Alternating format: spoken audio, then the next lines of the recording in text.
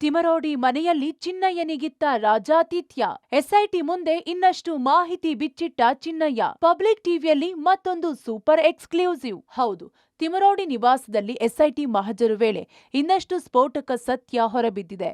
SIT ಮುಂದೆ ಆರೋಪಿ ಚಿನ್ನಯ್ಯ ಕೆಲವೊಂದು ಸತ್ಯ ಕಕ್ಕಿದ್ದಾನೆ.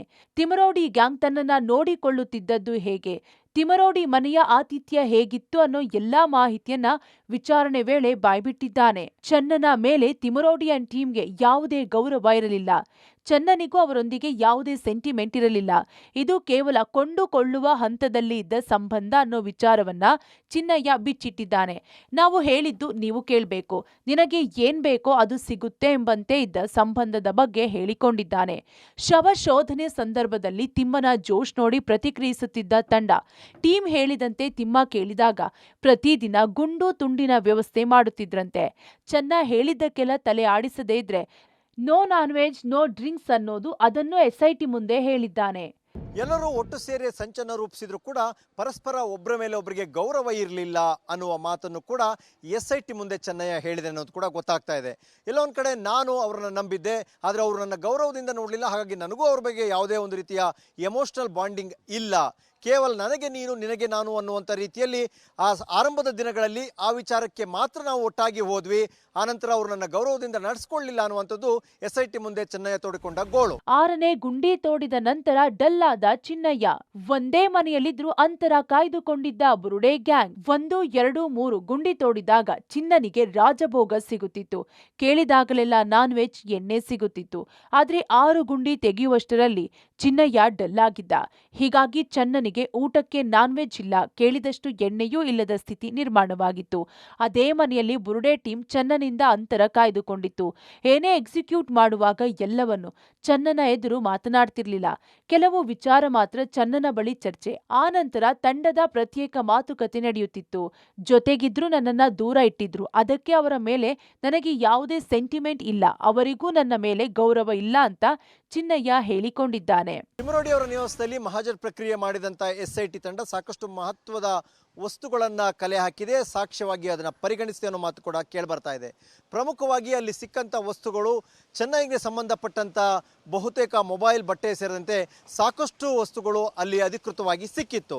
ಹೀಗಾಗಿ ಮುಂದುವರೆದ ಭಾಗವಾಗಿ ಬಹುತೇಕ ತಿಮರೋಡಿ ಅವರಿಗೆ ಎಸ್ಐಟಿ ಬುಲಾವ್ ಕೊಡುವಂಥ ಸಾಧ್ಯತೆಗಳೇ ದಟ್ಟವಾಗಿ ಕಾಣಿಸ್ತಾ ಇದೆ. ರಹಸ್ಯ ಕೊಠಡಿಯಲ್ಲಿ ಚಿನ್ನಯ್ಯನ ವಿಡಿಯೋ ರೆಕಾರ್ಡ್. ತಿಮರೋಡಿ ಮನೆಯಲ್ಲಿದೆಯಾ ಸೀಕ್ರೆಟ್ ರೂಮ್? ಚಿನ್ನಯ್ಯನ ಸಂದರ್ಶನ ಸ್ಥಳದಲ್ಲಿ ಸಾಕ್ಷ್ಯ ಸಂಗ್ರಹ. ಇನ್ನು ತಿಮರೋಡಿ ಮನೆಯ ರಹಸ್ಯ ಕೋಣೆಯ ಸೀಕ್ರೆಟ್ ಬಯಲಾಗಿದೆ. ರಹಸ್ಯ ಕೊಠಡಿಯಲ್ಲಿ ಚಿನ್ನಯ್ಯನ ವಿಡಿಯೋ ರೆಕಾರ್ಡ್ ಮಾಡಿರಬಹುದು ಎನ್ನಲಾಗುತ್ತಿದ್ದು, ಚಿನ್ನಯ್ಯ ಸಂದರ್ಶನ ಸ್ಥಳದಲ್ಲಿ ಎಸ್ಐಟಿ ಅಧಿಕಾರಿಗಳು ಕೆಲವೊಂದು ಸಾಕ್ಷ್ಯಗಳನ್ನು ಸಂಗ್ರಹಿಸಿದ್ದಾರೆ. ಸಂದರ್ಶನ ನಡೆಯುವಾಗ ಈ ರೂಮ್ಗೆ ಯಾರಿಗೂ ಎಂಟ್ರಿ ಇರಲಿಲ್ಲ ಎನ್ನಲಾಗಿದ್ದು, ಇದೇ ರೂಮ್ನಲ್ಲಿ 25 ವಿಡಿಯೋ ರೆಕಾರ್ಡ್ ಮಾಡಲಾಗಿದೆ ಎನ್ನಲಾಗಿದೆ. ಈವರೆಗೂ 3 ವಿಡಿಯೋಗಳು ರಿಲೀಸ್ ಆಗಿದ್ದು, ಇನ್ನುಳಿದ 23 ವಿಡಿಯೋಗಳಿಗಾಗಿ ಅಧಿಕಾರಿಗಳು ಶೋಧ ಕಾರ್ಯ ನಡೆಸುತ್ತಿದ್ದಾರೆ. ಕ್ಯಾಮೆರಾ, ಲ್ಯಾಪ್ಟಾಪ್, ಎಲೆಕ್ಟ್ರಿಕ್ ಡಿವೈಸ್ಗಳಿಗಾಗಿಯೂ ಶೋಧ ಕಾರ್ಯ ನಡೆಸಿದ್ದಾರೆ. ಮಹೇಶ್ ಶೆಟ್ಟಿ ತಿಮರೋಡಿ ನಿವಾಸದ ಸೀಕ್ರೆಟ್ ರೂಮ್ನ ರಹಸ್ಯ ಬಯಲಾಗಿದೆ. ಅದೇ ಒಂದು ಕೊಠಡಿಯಲ್ಲಿ ಈ ಚಿನ್ನ ಇರ್ತಾ ಇದ್ದ. ಈ ಚಿನ್ನಯ್ಯನ ಕುರಿತಂತೆ ಸಾಕಷ್ಟು ವಿಡಿಯೋಗಳು ಅದೇ ರೂಮಿನಲ್ಲಿ ರೆಕಾರ್ಡ್ ಮಾಡಲಾಗ್ತಾ ಇತ್ತು. ಸುಮಾರು 25 ವಿಡಿಯೋಗಳನ್ನು ರೆಕಾರ್ಡ್ ಮಾಡಲಾಗಿದೆ. ಅದರಲ್ಲಿ ಧರ್ಮಸ್ಥಳಕ್ಕೆ ಅಪಪ್ರಚಾರ ಬರುವಂತಹ ನಿಟ್ಟಿನಲ್ಲಿ, ಜೊತೆಗೆ ಕಳಂಕ ತರುವಂತಹ ನಿಟ್ಟಿನಲ್ಲಿ ಸಾಕಷ್ಟು ವಿಚಾರಗಳನ್ನು ಅದರಲ್ಲಿ ಕಂಪ್ಲೀಟನ್ನು ಮಾಡಿ ಅಪಪ್ರಚಾರದ ಬಗ್ಗೆ ವಿಡಿಯೋಗಳನ್ನು ರೆಕಾರ್ಡ್ ಮಾಡಲಾಗಿತ್ತು. ಈಗ 3 ವಿಡಿಯೋಗಳನ್ನು ಬಿಡುಗಡೆ ಮಾಡಲಾಗಿದೆ. ಇನ್ನುಳಿದಂತಹ ವಿಡಿಯೋಗಳಿಗಾಗಿ ಶೋಧವನ್ನು ಕೂಡ ನಡೆಸಲಾಗಿದೆ.